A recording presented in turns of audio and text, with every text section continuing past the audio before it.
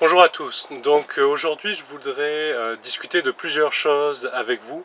Le thème principal de cette vidéo va être, comme je vous le disais la semaine dernière, l'anatomie des plantes.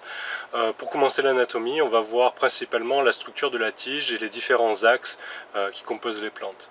Dans un premier temps, je vous parlerai aussi des différents outils qui vont être à notre disposition pendant le cours et qui vont être utiles pour faire de la floristique. Et puis à la fin de la vidéo, un peu comme d'habitude, j'essaierai de vous montrer quelques plantes qui sont actuellement en fleurs dans la forêt tempérée, dans la forêt laurentienne.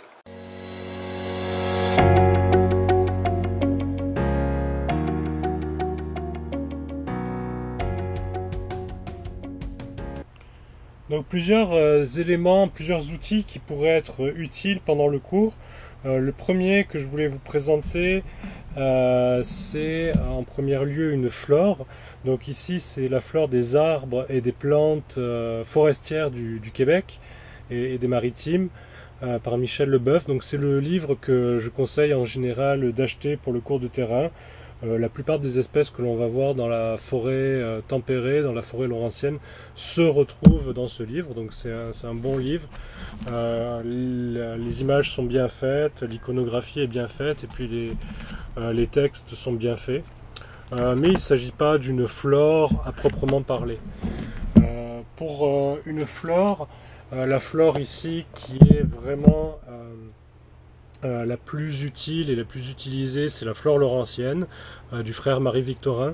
Donc cette flore-là, c'est la plus complète pour la forêt laurentienne, pour la forêt du Québec, enfin pour les écosystèmes du Québec. Il n'y a pas que des espèces forestières là-dedans. C'est vraiment la plus complète. Toutes les espèces sont décrites, tous les genres sont décrits. Donc ça, c'est vraiment la flore que je vous conseille d'acheter si vous voulez vous intéresser vraiment à la floristique et si vous voulez vraiment sérieusement déterminer des plantes. Je vais vous mettre un lien dans la description de la vidéo. Vous pouvez trouver cette flore online également, donc ça peut être utile. Donc un deuxième élément que je vous conseille d'acheter et qui peut être utile pour la floristique, c'est tout simplement une loupe. Donc une petite loupe comme ça de poche qui peut vous permettre de regarder des structures morpho-anatomiques que vous n'allez pas voir autrement à l'œil nu. Donc ça peut être utile pour déterminer un certain nombre de plantes. Un autre élément qui peut être utile, bien sûr, c'est le téléphone cellulaire. Le téléphone cellulaire, vous avez un certain nombre de flores qui existent sur téléphone cellulaire. Bon, ça marche s'il y a du réseau. Je vous conseille vraiment pas les flores automatiques, tout simplement parce qu'elles sont pas nécessairement 100% exact, même si il y a des choses qui marchent bien. Mais bon, ici on est dans un cours pour apprendre comment fonctionnent les plantes, donc on va essayer de se passer de ce genre d'outils et essayer de comprendre vraiment comment fonctionnent les plantes et comment on peut déterminer les plantes de manière exacte avec un livre. Le dernier élément dont vous aurez avoir besoin peut-être pour le terrain, c'est des circulaires, du papier journal. Ça va vous permettre de faire sécher vos plantes pour votre herbier. Donc pour tout ce qui est herbier et comment confectionner un herbier, je vais vous faire une vidéo prochainement là-dessus.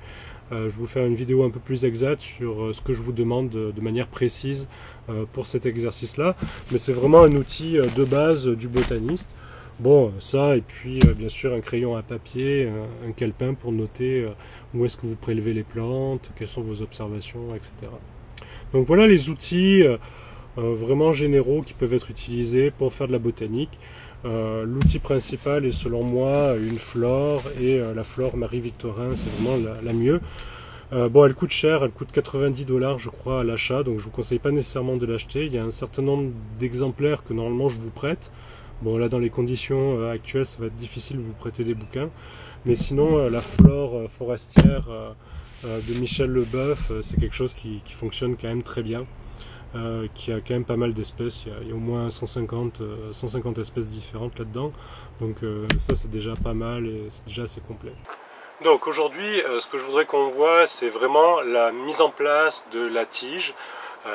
qu'est-ce qui constitue une tige chez les plantes et comment tout ça se met en place, quelles sont les différentes parties qui constituent une tige, quelles sont les différentes structures morpho-anatomiques que l'on peut observer. Donc en parlant de tige, on va parler aussi assez brièvement de racines. Tout simplement, la racine est un peu le pendant souterrain de ce que sont les tiges pour la partie aérienne. Donc lorsqu'une graine germe, vous avez mis en place vers la terre, dans la partie souterraine, de tout ce qui est racines, donc qui sont des tiges souterraines, et puis vous avez la partie aérienne qui est mise en place, qui va être le tronc, les branches, etc. Pour bien comprendre cette mise en place, il y a un tissu particulier qu'il faut bien comprendre et qu'il faut analyser, et ce tissu, c'est ce qu'on appelle le méristème primaire. Le méristème primaire, c'est quoi? C'est un amas de cellules que vous allez retrouver au sommet des tiges, à l'extrémité des tiges, à l'extrémité des racines également. Et le méristème primaire, ces amas de cellules sont des cellules peu différenciées, qu'on appelle des cellules totipotentes. Donc totipotentes, le pendant chez les animaux, ce serait des cellules embryonnaires par exemple. Donc ce sont des cellules qui ont la capacité de produire différentes choses, qui ont la possibilité de produire différents organes ou différents tissus.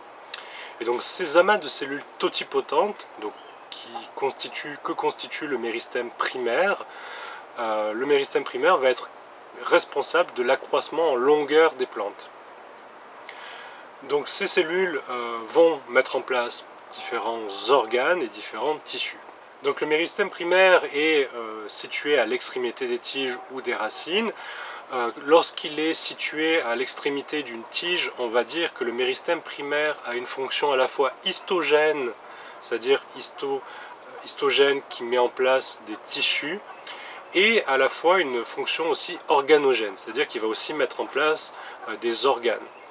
A contrario, lorsque le méristème primaire est à l'extrémité des racines, on va dire qu'il va avoir uniquement une fonction histogène, c'est-à-dire qu'il ne va pas mettre en place des organes, mais il va mettre en place uniquement des tissus. Alors le méristème primaire, on va se concentrer au niveau de la tige.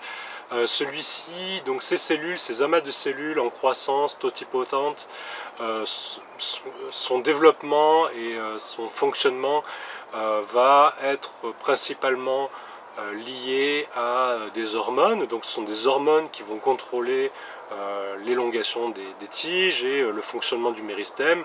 On ne va pas rentrer vraiment dans le détail de ces différentes hormones, mais il y en a plusieurs, les gibérellines, les actines, etc. Donc ces hormones vont contraindre le développement de ce méristème primaire et lui dire quoi fabriquer et quand le fabriquer. Quand le fabriquer, tout simplement, les méristèmes primaires ne vont pas fonctionner de manière continue. La plupart du temps vont fonctionner de manière discontinue dans l'hémisphère nord, tout simplement parce qu'il y a un arrêt de la saison de croissance en hiver. Donc dans l'hémisphère nord ou dans nos écosystèmes de la forêt laurentienne, les méristèmes primaires ont un fonctionnement discontinu. C'est-à-dire que pendant l'hiver, les méristèmes primaires vont se retrouver à différentes positions, la plupart du temps protégés dans des bourgeons, mais ils pourraient aussi se retrouver dans le sol à différentes localisations qui leur permet de passer la saison froide. Et donc ils ne fonctionnent pas pendant la saison froide. On dit qu'ils ont un fonctionnement qui est discontinu. Donc intéressons-nous dans un premier temps à la fonction histogène du méristème primaire, donc la fabrication de tissus. Dans un deuxième temps, on verra la fabrication des organes, et puis ça nous permettra d'aborder des questions, des notions d'architecture des plantes, de développement des plantes. Un des tissus qui va être mis en place par les méristèmes primaires, c'est le parenchyme. Donc le parenchyme, c'est un tissu végétal constitué de cellules vivantes qui va assurer différentes fonctions. Notamment par exemple, si vous avez un parenchyme dans une feuille, ça peut être des fonctions photosynthétiques. Si vous avez des parenchymes dans des racines ou dans des tiges, ça peut aussi être des fonctions de stockage, donc de stockage de composés organiques, ou alors ça peut être tout simplement des fonctions de remplissage pour remplir le vide. Donc les parenchymes sont des tissus qui sont assez abondants dans la composition des plantes. Le deuxième type de tissu qui va être créé par le méristème primaire, ce sont tous les tissus de soutien. Donc les tissus de soutien, il y a différents types en fonction de leur composition en cellules et en fonction de si leurs cellules sont vivantes ou si leurs cellules sont mortes. Par exemple, si on prend les sclérenchymes sont des tissus composés de cellules avec une paroi assez épaisse et sont des tissus morts. A contrario, les collenchymes sont des tissus avec des cellules vivantes. Donc collenchymes, sclérenchymes, etc. sont des tissus qui vont assurer le soutien des plantes, donc qui vont assurer leur croissance en hauteur et leur croissance vers la lumière.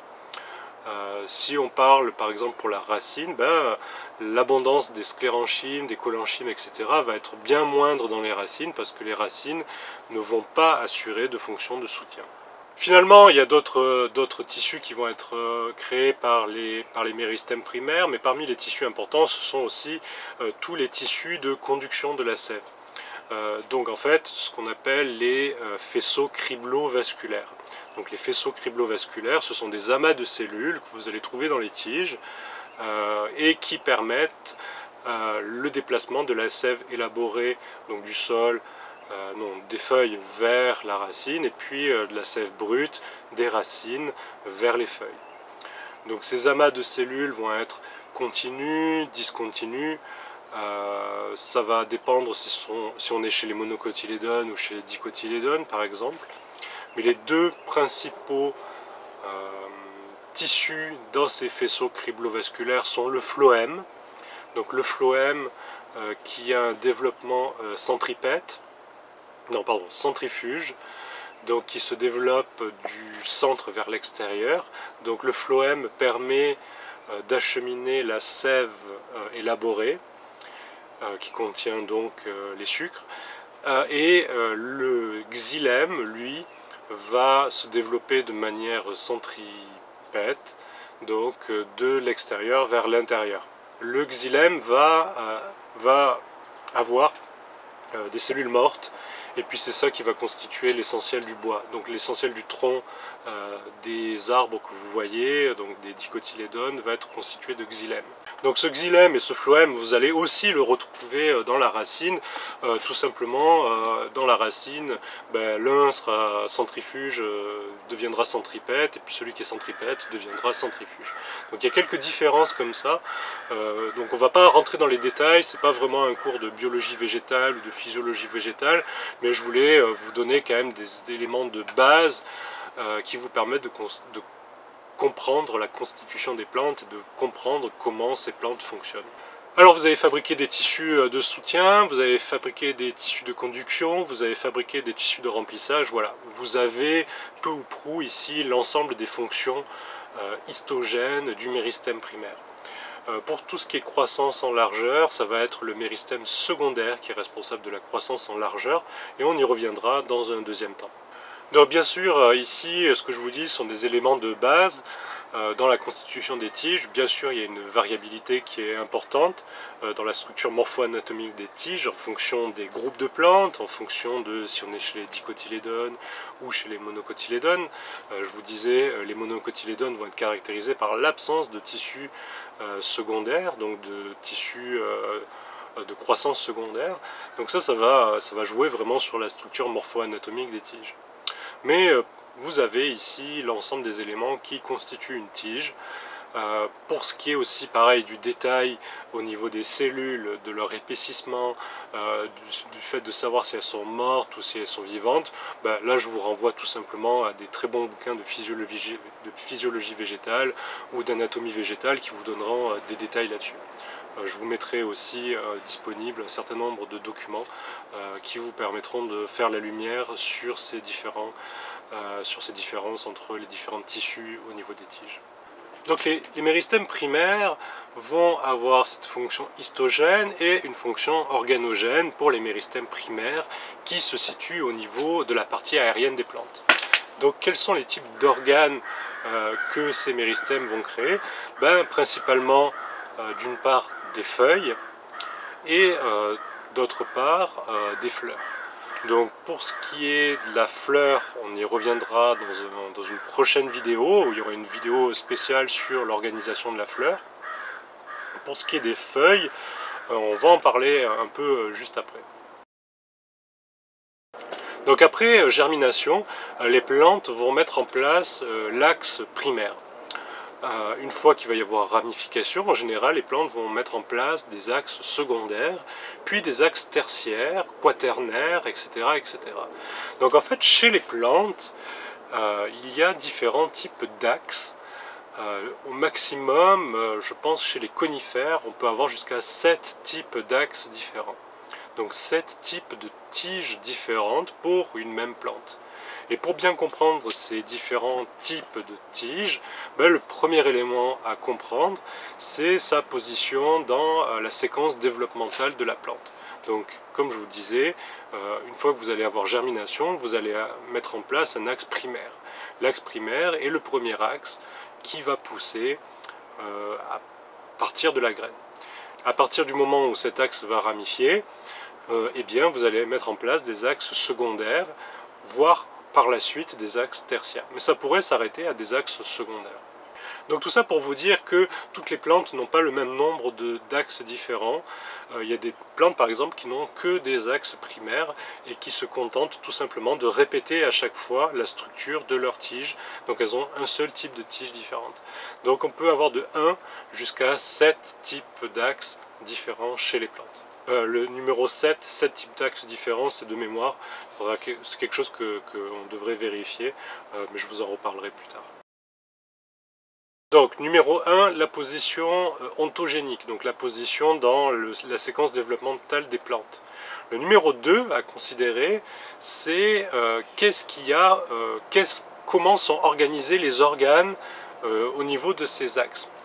Tout simplement, et ça va nous mener à des notions de phyllotaxie, on va y revenir après plus en détail, mais par exemple pour les axes de type 1, donc les axes primaires, souvent vous allez avoir une organisation des feuilles autour de cet axe qui va être soit alterne spiralée, soit alterne distique.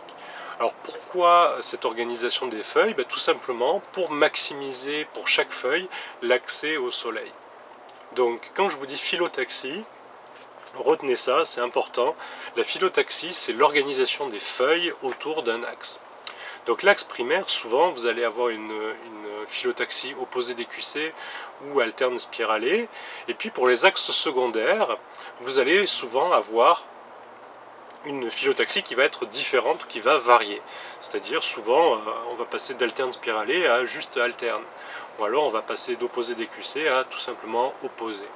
Tout ça à cause de contraintes liées à l'accès de chaque feuille vers la lumière. Donc ces contraintes-là vont déterminer le type d'axe, le type de tige, et puis ça va vous permettre de définir ces types d'axes et ces types de tiges en fonction de la phyllotaxie qui va varier, tout simplement. Donc je vous disais, premièrement, la séquence ontogénique, deuxièmement l'organisation des organes sur les tiges, troisièmement la position spatiale des tiges. Donc l'axe de type 1, c'est souvent un axe que l'on va dire orthotrope. Donc orthotrope, ça veut dire que c'est un axe vertical, tout simplement parce que c'est un axe qui va aller vers le soleil. Les axes de type 2 sont en général des axes que l'on va appeler plagiotropes. Donc ce sont des axes qui sont plus ou moins horizontaux. Donc la position ou l'orientation ou l'angle que fait votre axe par rapport au sol va être un élément important pour bien comprendre quel type d'axe il s'agit. Donc on répète, premièrement séquence ontogénique, deuxièmement organisation des éléments autour des axes, troisièmement axe, l'angle que fait l'axe par rapport au sol, et puis quatrième élément finalement va être qu'est-ce que va porter votre axe. Donc il y a des axes de type 1 par exemple, donc l'axe qui est issu directement de la graine va en général porter uniquement des feuilles, et les axes de type 2, voire type 3, etc. vont pouvoir porter à la fois des feuilles et aussi de temps en temps des fleurs. Et vous avez aussi certains types d'axes qui vont porter uniquement des fleurs. Donc qu'est-ce que porte un axe? Quel type d'organe est associé à votre tige? Donc en fait, au final, quel type d'organe a conçu votre méristème primaire va vous permettre de déterminer quel type d'axe vous devez considérer. Alors pourquoi c'est important de bien comprendre les différents types de tiges et les différents types d'axes? Parce que ça va vous permettre de créer un arbre ou de comprendre l'architecture des arbres et des plantes en général. Donc en fait, ça c'est ce que l'on appelle les modèles architecturaux. Je pense que je ferai une vidéo uniquement sur les différents modèles architecturaux des plantes, mais sachez qu'on y reviendra plus tard. Mais pour bien comprendre les modèles architecturaux, il faut d'abord comprendre comment sont constituées les tiges et où est-ce qu'elles se situent et quel type d'axe on a à faire. Est-ce que c'est un axe type primaire ou un axe secondaire, tertiaire, etc. en fonction des différents critères que je viens de vous donner. Donc avant de parler un peu plus en détail de la feuille, parlons un peu de la phyllotaxie. Donc comme je vous le disais, la phyllotaxie est l'organisation des feuilles autour de la tige. Donc en fait, cette organisation va être étroitement liée au fonctionnement du méristème, parce que c'est tout simplement le méristème primaire dans son fonctionnement qui va donner la séquence de formation des organes, donc la séquence de formation des feuilles. Donc vous avez deux types de phyllotaxie principales. La classe des phyllotaxies alternes. Donc les phyllotaxies alternes sont les phyllotaxies pour lesquelles il y a une seule feuille par nœud. Donc le nœud étant le point de jointure entre la feuille et la tige. Et puis vous avez les phyllotaxies opposées, qui sont les phyllotaxies à deux feuilles par nœud.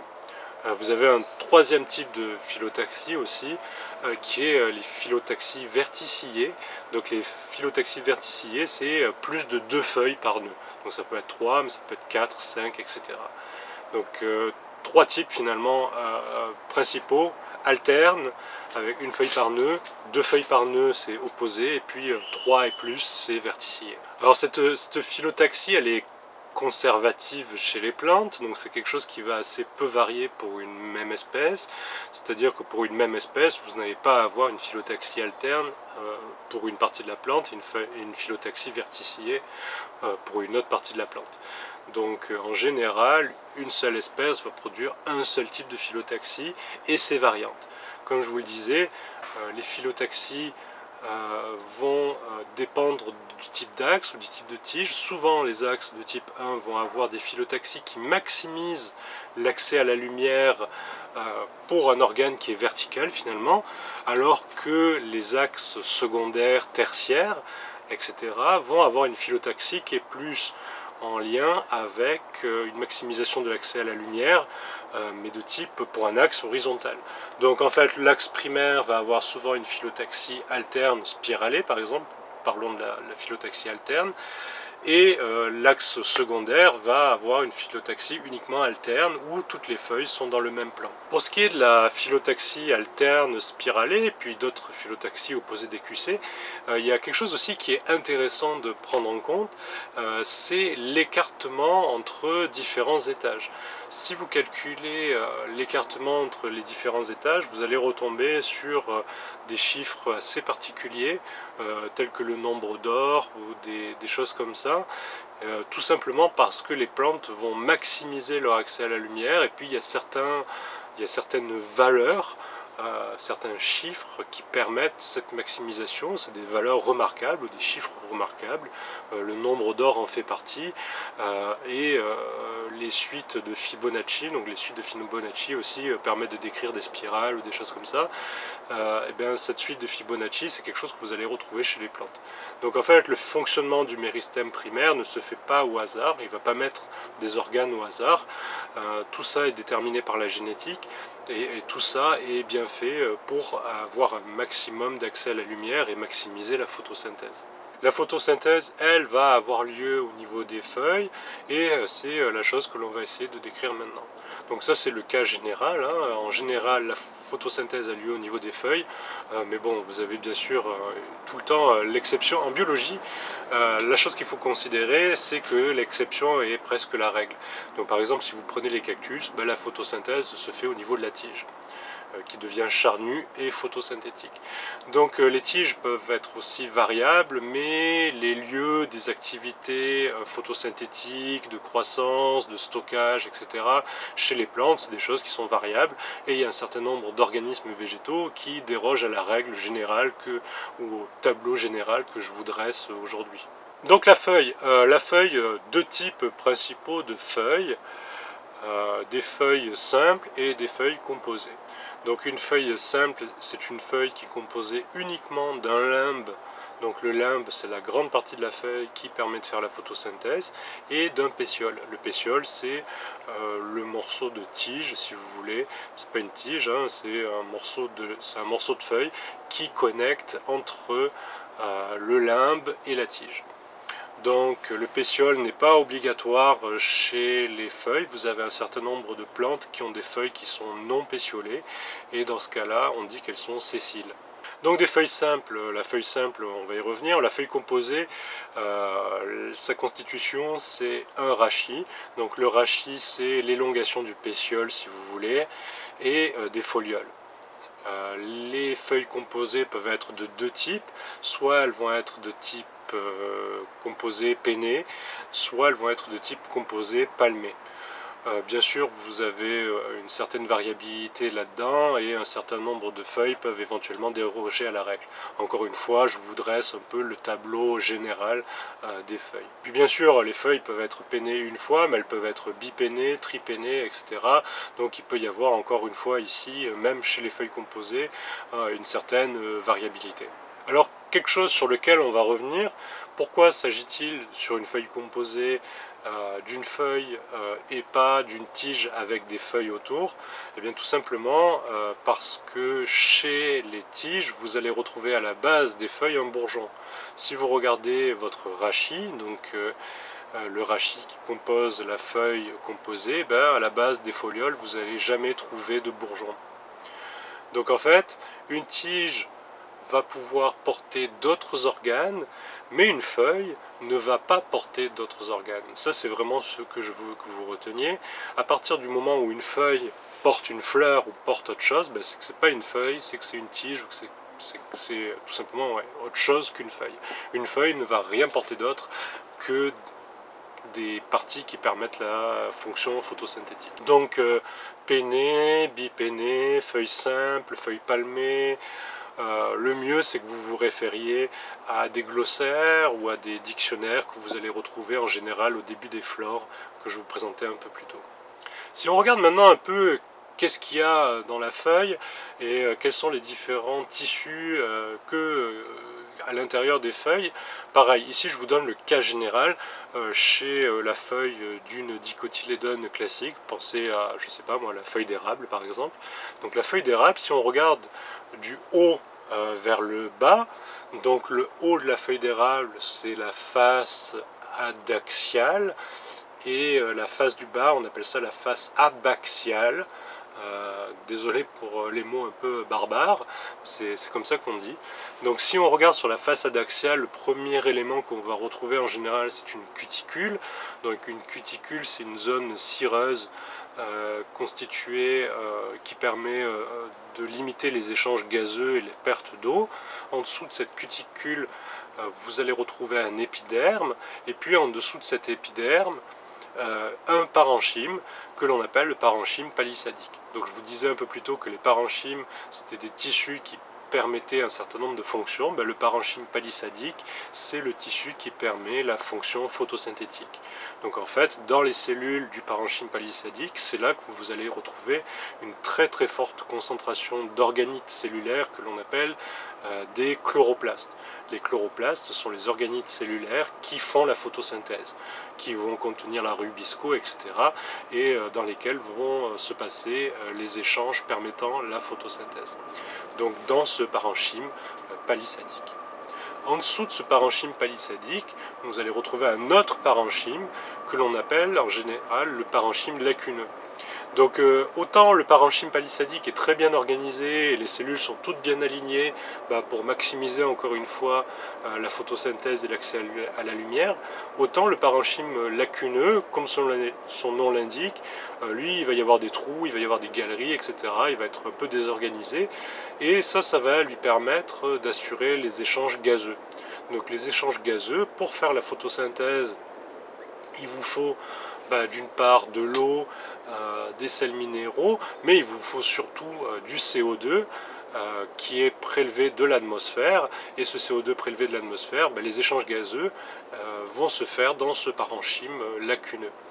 Et en fait, les échanges gazeux vont aussi se faire à travers d'autres cellules ou d'autres tissus que l'on appelle les stomates. Les stomates, ce sont des paires de cellules, si vous voulez, qui se contractent ou qui se rétractent en fonction du fonctionnement de la vacuole. Je ne vais peut-être pas rentrer dans le détail du fonctionnement des vacuoles ici, mais bon, peu importe. Ce sont des cellules qui s'ouvrent, qui se ferment et qui laissent passer les échanges gazeux, donc l'entrée du CO2 et puis la sortie de l'oxygène. Donc vous avez tous vu une feuille, il y a ces parenchymes et cette zone du limbe qui permet la photosynthèse, mais il y a aussi d'autres choses, et ce sont les nervures. Les nervures, ce sont finalement l'ensemble des faisceaux criblovasculaires qui vont irriguer l'ensemble du limbe et transporter l'eau et les sucres. Donc, outre leur fonction biologique, les nervures vont être aussi caractéristiques des plantes et vont constituer ce qu'on appelle la nervation. Donc, l'organisation des nervures va être ce qu'on appelle la nervation. Différents types de nervation chez les feuilles. La nervation la plus simple, c'est la nervation pennée, mais vous avez aussi, pensé à l'érable, une nervation palmée, des nervations réticulées, des nervations acrodromes. Les nervations acrodromes sont les nervations tout simplement qui partent de la base de la feuille vers le haut de la feuille. Donc quand vous avez ce genre d'éventail, on va parler d'une nervation acrodrome. Différents types donc, de nervation qui vont être propres à chaque type de plante et qui vont vous permettre aussi de déterminer les plantes et de les nommer. Sauf exception à la règle, il y a très peu d'exceptions, mais sauf exception à la règle, la nervation par exemple des monocotylédones, donc toutes les graminées, les bambous, les palmiers, etc., la nervation des monocotylédones va toujours être parallèle. Donc toutes les nervures vont être parallèles entre elles. A contrario, chez les dicotylédones, vous n'allez pas retrouver de nervation parallèle, à part pour peut-être une ou deux espèces différentes, mais la plupart du temps chez les dicotylédones, dans 99,9% des cas, les nervations ne sont pas parallèles. Donc ces deux grandes catégories, nervation parallèle ou pas parallèle, donc pennée, palmée, acrodrome, etc., vont permettre par exemple de définir les deux grands groupes que sont les monocotylédones et les dicotylédones. La plante que je vous montre ici est un chèvrefeuille. Donc les chèvrefeuilles font partie de la famille des Caprifoliacées. Le nom de genre est Lonicera. Les chèvrefeuilles ont un autre type de phyllotaxie que vous pouvez voir ici. Ils sont en fleurs en ce moment. Mais ce sont des phyllotaxies opposées. Donc chez les Caprifoliacées, c'est vraiment un critère. Toutes les Caprifoliacées vont avoir des feuilles opposées. Donc 2 feuilles par nœud. Donc ici nous sommes dans le sous-bois d'une érablière. L'arbre que je vous montre est un semis de frênes. Donc les frênes font partie de la famille des Oléacées. Ce sont des plantes qui sont actuellement menacées par un insecte qui est la grille du frêne. Et donc ici vous avez un bon exemple d'une feuille qui va être composée. Donc chaque feuille est composée de différentes folioles et le nombre de folioles est impari-penné. Donc on parle ici d'une feuille composée impari-pennée. Ici dans ce sous-bois vous avez une plante qui est le muguet. Le muguet, son nom scientifique, son nom latin c'est Convallaria majalis. Donc c'est la plante que vous avez ici. En Europe, il fleurit plutôt le 1er mai. Ici, ce serait plus aux alentours du 1er juin. Convallaria majalis, donc c'est une asparagacée. Donc je vous disais tout à l'heure, la caractéristique principale des monocotylédones, ça va être une nervation parallèle. Donc ici vous avez une nervation qui est parallèle, c'est-à-dire que toutes les nervures sont parallèles entre elles. Donc ça c'est caractéristique des monocotylédones. Et les asparagacées, donc les plantes de la famille de l'asperge, sont des monocotylédones. Une autre asparagacée typique des sous-bois d'érablière, c'est la plante que vous avez ici, qui est le sceau de Salomon pubescent, donc Polygonatum pubescens. C'est cette plante ici. C'est une plante, encore une fois, de la famille des asparagacées, que vous allez retrouver très fréquemment dans les érablières et dans le sous-bois des érablières. Donc voilà à peu près ce que je voulais vous montrer aujourd'hui concernant les tiges et concernant les axes. Donc beaucoup de généralités, mais j'espère qu'ils vous permettent de comprendre un peu mieux comment sont constituées les tiges, quels sont les différents organes impliqués, comment sont constituées les feuilles, et puis ce sont des éléments importants à prendre en compte pour la détermination des plantes et pour la floristique. Donc dans une prochaine vidéo, la semaine prochaine, on verra en détail la fleur, les différents organes à l'intérieur des fleurs et comment tout ça nous aide pour faire la détermination des plantes. Donc voilà, restons en contact. En attendant, portez-vous bien et puis à bientôt.